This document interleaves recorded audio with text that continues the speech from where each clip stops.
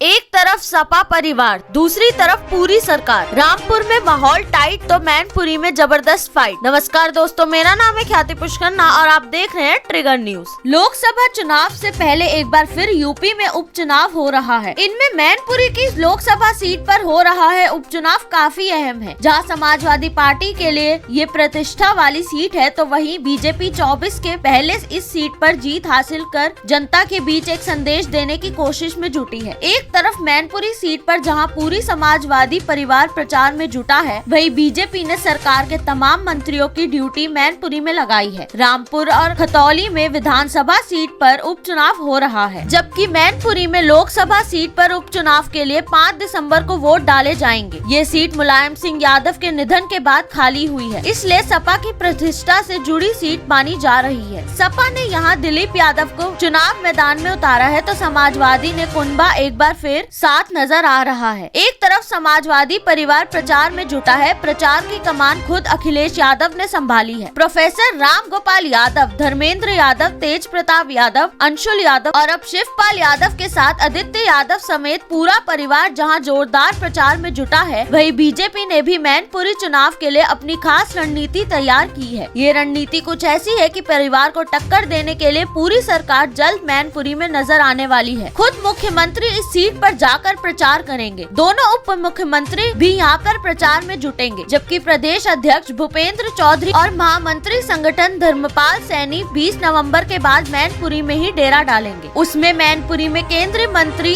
SP Singh Baghel, BL Verma, योगी सरकार की मंत्री बेबी रानी मौर्य, योगेंद्र उपाध्याय, जयवीर सिंह, असीम अरुण, राकेश सचान, सांसद रामशंकर कठरिया, सुब्रत पाठक और राजवीर सिंह को यहाँ मैदान में उतारा है। जबकि रामपुर में बीजेपी ने वित्त मंत्री सुरेश खन्ना और PWD मंत्री जितिन प्रसाद के साथ साथ रामपुर में ही आने वाले राज्य मंत्री बलदेव सिंह औलख को जिम्मेदारी सौंपी है। वहीं खतौली सीट पर होने वाले उपचुनाव के लिए पश्चिम से आने वाले सरकार में जो मंत्री हैं, उनकी ड्यूटी लगाई है। इसमें राज्य मंत्री जसवंत सैनी, सोमेंद्र तोमर और ब्रिजेश सिंह का नाम शामिल है। वही राजनीतिक विश्लेषण भी साफ तौर पर कह रहे हैं कि जब इस तरह के उपचुनाव में सरकार के मंत्री मैदान में उतर जाते हैं, तो इसका कहीं न कहीं असर वोट पर भी पड़ता है। ये भी चुनाव की रणनीति का एक हिस्सा है, जिससे कि दूसरे दल के खिलाफ प्रेशर का माहौल बन जाता है। बीजेपी इस उपचुनाव में तीनों सीट जीतने के बार दावा कर रही है, लेकिन सपा खास तौर से मैनपुरी और रामपुर सीट पर